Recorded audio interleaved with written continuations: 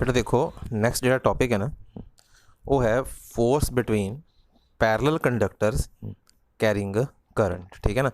तो एक आप जो कल टॉपिक किया सी भी अगर कंडक्टर मैगनैटिक फील्ड च पिया होया है और वो करंट फ्लो करता तो वो फोर्स एक्सपीरियंस करता है। ठीक है ना।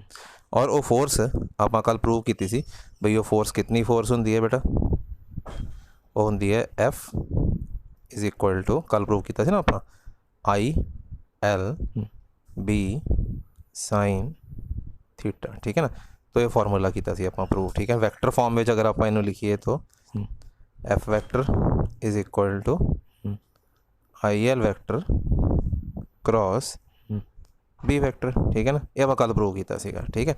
तो ये सी अगर एक सिंगल कंडक्टर मैगनैटिक फील्ड पिया हो तो इतनी वो फोर्स एक्सपीरियंस जोड़ा है वो करता है। ठीक है ना। वो रिलेटिड ही है बेटा अज का टॉपिक भी। ठीक है ना। अज आप कह रहे हैं कि अगर अपने को दो पैरल कंडक्टर्स है। ठीक है ना। जिमें देखो तुम डायग्राम च दिखाई दे रहे हैं कि तेरे को दो पैरल कंडक्टर्स है, एक आ वाला C1D1 एक आ वाला कि C2D2। ठीक है। दोनों चो करंट फ्लो कर रहा है, ये I1 ये कितना I2 और करंट फ्लो कर रहा है सेम डायरैक्शन। वैसे ऑपोजिट भी कर सकता है। ये दो इस टॉपिक के दो केस है, current flowing in the same direction, current flowing in the opposite direction. फिलहाल मैं पहला केस करवा रहा current flowing in the same direction. ठीक है ना। देखो current flowing in the same direction. ठीक है। तो देखना देखो जो दोनों कंडक्टर जो करंट पास करेगा तो ऑब्वियसली बेटा जी की होएगा इस कंडक्टर के अराउंड भी मैगनैटिक फील्ड होएगा, इस कंडक्टर के अराउंड भी मैगनैटिक फील्ड होएगा, दोनों का अपना अपना मैगनैटिक फील्ड होएगा। सो इसका मतलब दोनों करंट कैरिंग कंडक्टर्स एक दूजे के मैगनैटिक फील्ड पे हुए हैं तो ऑफ कोर्स फोर्स एक्सपीरियंस करेंगे, यह भी फोर्स एक्सपीरियंस करेगा, यह भी फोर्स एक्सपीरियंस करेगा। ठीक है ना। डेरिवेशन करते करते आप प्रूव करांगे कि आ जी फोर्स एक्सपीरियंस करेगा F2 C1D1 फोर्स एक्सपीरियंस करेगा F2 ये होएगी toward C2D2, C2D2 force experience करेगा F1 ये होएगी टुवर्ड C1D1।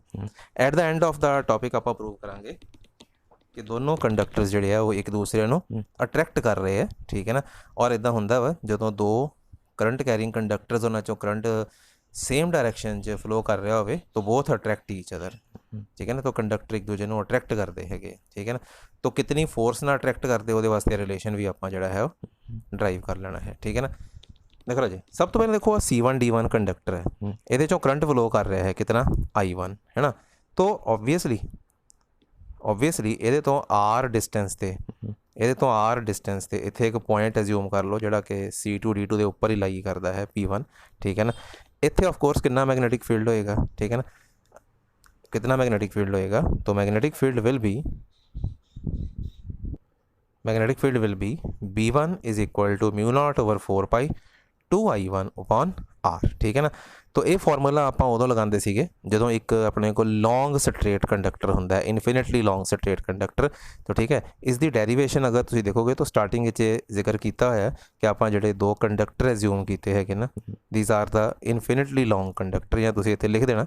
ठीक है ना कि अपने को दो कंडक्टर्स है इनफिनिटली लॉन्ग मतलब इन्हों की जी लेंथ है वो इनफिनिटली की हैगी राजे लॉन्ग है। सो इन्हों की लेंथ डिफाइंड नहीं है and you know that infinitely long conductor के नेड़े कितना मैगनैटिक फील्ड होंगे है μ0/4 2I1/R। और इसकी डायरैक्शन जी होएगी that will act inwards by the right hand thumb rule. Inward मतलब वही नैगेटिव है Z एक्सिस। ठीक है ना। तो तुम मतलब कि राइट हैंड थंब रूल अगर लगा के देखना है तो देख लेना, नहीं तो अदरवाइज वैसे याद रख लेना कि ये जो मैगनैटिक फील्ड है मैं तुम्हें फिगर दिखाना आ देखो ये मैगनैटिक फील्ड B1 है जो किधर एक्ट कर रहा है बच्चे देखो इनवर्ड। ठीक है इनवर्ड इतने मैं क्रॉस साइन इसे करके लगाया है कि ये इनवर्ड मैगनैटिक फील्ड। सो कहना मतलब जो C2D2 कंडक्टर है ये एक इनवर्ड किस्म के मैगनैटिक फील्ड के है दैट इज जिसकी डायरैक्शन नैगेटिव Z एक्सिस के टूवर्ड है। अच्छा हुण इस करंट फ्लो कर रहा है कितना I2। हुण मैं कल का टॉपिक याद करो भाई अगर current carrying conductor magnetic field च पिया हो तो बच्चे वो की एक्सपीरियंस करेगा फोर्स एक्सपीरियंस करेगा। फॉर्मूला वही ILB साइन थीटा। तो ये कंडक्टर कितनी फोर्स एक्सपीरियंस करेगा I कितना I2, B कितना B1, L कितना। देखो मैं तुम्हें बोल रहा कंडक्टर इनफिनिटली लॉन्ग है तो फिर L लैन का कोई मतलब नहीं बनता है क्योंकि जो अगर L आप लवेंगे तो फिर इनफिनिटी लेना पड़ेगा अगर सारा कंडक्टर लेने तो इनफिनिटी कोई रिजल्ट नहीं देती हैगी सानू। तो इस करके असी ना इतने L जोड़ा है वो 1 एज्यूम कर लें 1 यूनिट 1 यूनिट। ठीक है ना 1 सेंटीमीटर 1 मीटर। तो मतलब असी इस कंडक्टर ते लगन वाली जी फोर्स हैगी ना वो यूनिट लेंथ की फोर्स निकाल लाँगे बई इस कंडक्टर का 1 सेंटीमीटर कितनी फोर्स की करेगा एक्सपीरियंस करेगा। ठीक है ना, तो L1 पुट कर लाँगे तो साइन थीटा 90 डिग्री आ जाना क्योंकि थीटा जोड़ा होंगे वो करंट और मैगनैटिक फील्ड की डायरैक्शन के होंगे। So this is the direction of current है ना। करंट की डायरैक्शन किधर है पॉजिटिव वाई की तरफ और मैगनैटिक फील्ड किधर है नैगेटिव जेड की तरफ। तो ऑब्वियसली 90 डिग्री एंगल आएगा थीटा अपने को। सो आई वॉन्ट टू से कि जड़ा फोर्स इत्ते एक्ट करेगी मतलब C2D2 कंडक्टर जी देखो force experienced by unit length of C2D2 conductor is F1 is equal to B1 I2 multiply by 1 into sine 90 होना चाहिए सी साइन 91 होंगे इस करके मैं लगाया नहीं लेंथ 1 पुट करती। ठीक है ना, मैगनैटिक फील्ड B1 और करंट कितना I2। हुण B1 की वैल्यू आ देखो जी उपर सी अपने को B1 की वैल्यू वो B1 की जगह पर पुट करो तो एक्सप्रैशन की बन गया अपने को देखो ये बन गया μ0/4π 2I1/r ये आप B1 जगह पर पुट किया मल्टीप्लाई बाय I2। सो आ गया जी एक्सप्रैशन। ठीक है ना, तो ये वो फोर्स हैगी है यह है μ0/4π 2I1I2/r और ये फोर्स तुसी फ्लेमिंग दा लेफ्ट हैंड रूल लगा के देख लेना ये फोर्स होएगी टुवर्ड्स C1D1 मतलब ये फोर्स एक्सपीरियंस कौन कर रहा है ये फोर्स एक्सपीरियंस कौन कर रहा है C2D2 किधर एक्सपीरियंस कर रहा है C1D1 दे टुवर्ड्स। ठीक है बच्चे, तो ये टोटल फोर्स नहीं है मैं फिर बोल रहा this is the force acting on the unit length that is force on 1 centimetre length. ठीक है ना, अच्छा हुण यही सारा प्रोसैस उल्टा करो C2D2 विचों भी तो करंट पास कर रहे इस दे नज़दीक भी तो की होएगा राजे मैगनैटिक फील्ड होएगा। ठीक है ना, अच्छा हुण C2D2 के नेड़े C1D1 है ये उत्ते भी एक पॉइंट ले लो P2 इत्थे कितना मैगनैटिक फील्ड होएगा फिर सेम फार्मूला अप्लाई कर दो सेम फार्मूला अप्लाई कर दो कि बेटा जी जिथे जिथे C1D1 पे है उत्थे कितना मैगनैटिक फील्ड होएगा μ0/4π 2I2/r। ठीक है ना, और तुसी राइट हैंड थंब रूल लगा के देख लेना इस दा डायरैक्शन जो इत्थे मैगनैटिक फील्ड है इस दा डायरैक्शन आउटवर्ड है आउटवर्ड मतलब तुहाडे वालों दैट इज़ प्लस Z जिदा आ माइनस Z की तरफ सी ए प्लस Z की तरफ है ताई मैं इत्थे डॉट लगाया हुआ डॉट मतलब ये डायरैक्शन प्लस Z है दैट इज़ तुहाडे वालों है राइट हैंड थंब रूल तो पता लगती है। ठीक है ना, अच्छा and what is the force experience by unit length of C1D1 की यूनिट लेंथ कितनी फोर्स एक्सपीरियंस करेगी कितनी फोर्स एक्सपीरियंस करेगी राजे फिर वही फार्मूला लगाओ ILB साइन थीटा। ठीक है ना, C1D1 चो फ्लो करने वाला current I1 magnetic field B2 length फिर वही 1 तो साइन थीटा भी 1 बिकॉज एंगल 90 डिग्री है। ठीक है ना, B2 की वैल्यू पुट करो तो F2 आ गया। This is the force experience by C1D1। ठीक है ना, और फ्लेमिंग दा लेफ्ट हैंड रूल लगा के देखना ये फोर्स होएगी टुवर्ड C2D2। हुण एक चीज़ देखने वाली है इकट्ठा देखो ध्यान जो F1 फोर्स है बच्चे वही F2 फोर्स हैगी ये हैगी है टुवर्ड C1D1 ये हैगी है टुवर्ड C2D2। तो इट इज़ वेरी क्लियर के two conductors experiences force towards each other and hence attract each other that is दोनों एक दूसरे को की कर रहे हैं अट्रैक्ट कर रहे हैं बाय दिस मच फोर्स। ठीक है बेटा, अच्छा पर इफ ता अगर करंट दो conductors which same direction flow करता है।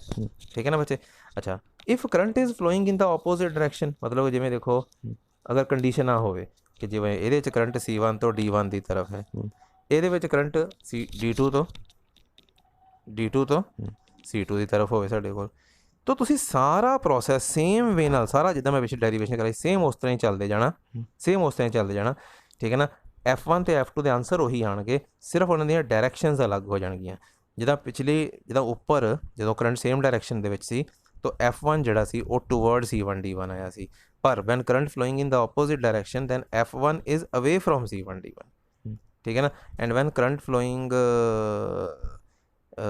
in opposite direction then F2 is away from the C2D2। of course F1 F2 magnitude which इतने ही होणगे मैगनीट्यूड विच F1 ते F2 सेम होणगे पर डायरैक्शन विच की हो जाते हैं इन्हां ਦੀਆਂ डायरैक्शनस उल्ट जांदियां हैगियां दैट इज़ इन्हां ਦੀਆਂ दोनों फोर्सिस ਦੀਆਂ डायरैक्शनस कुछ इदां बन जांदियां कि जिवें दोनों कंडक्टर एक दूसरे ਨੂੰ की कर रहे होण रिपैल कर रहे होण साडे कोल। ठीक है ना, तो ਇਹਦਾ मतलब एक बॉटम लाइन तुसीं याद रखनी है कि ਜਦੋਂ करंट्स सेम डायरैक्शन च फ्लो करते हैं तो कंडक्टर अट्रैक्ट करते हैं and when current is flowing in the opposite direction ਜਿਹੜੇ कंडक्टर्स होंगे है वो एक दूसरे ਨੂੰ की करते हैं रिपैल करते हैं उतनी ही फोर्स नाल जितनी फोर्स नाल की है अट्रैक्ट कर रहे होंगे, ठीक है बेटा। तो ये बड़ा ही इंपॉर्टेंट टॉपिक है। अच्छा मैं तुहानूं इत्थे थोड़ी जी गल क्लीयर कर दियां, एग्जाम विच समटाइम्स वो तुहानूं स्टेटमेंट पढ़नी पएगी, समटाइम्स वो मतलब सेम डायरैक्शन विच बोल दिंदा है क्वेश्चन दे विच, कई वारी ऑपोजिट डायरैक्शन च बोल दिंदा है। तो ऑपोजिट डायरैक्शन दे लई ना, क्योंकि सारा प्रोसैस उस तरह ही सारा 100% आही फोटो स्टेट लिखना हुंदा वा, सिर्फ डायरैक्शनस ऑपोजिट हो जांदियां वा। तो इस करके मैं सारा ना इत्थे दोबारा नहीं लिखिया, मैं इदां लिख दित्ता वा by going in the same as above, ठीक है ना, conductor will repel each other.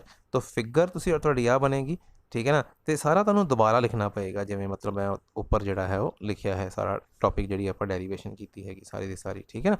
तो हुण एट लास्ट तुसी याद रखोगे कि when two conductors carrying current in the same direction they attract each other with this force, ठीक है ना। And when two conductors carry current in opposite direction they repel each other with this force, ठीक है ना। तो बहुत ही important derivation है।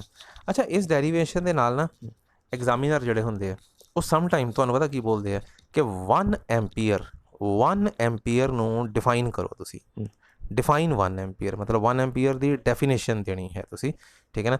तो वो तुसी की डेफिनेशन देनी है, सुनो इदा आएगा तुहानूं डेफिनेशन ऑफ एम्पीयर।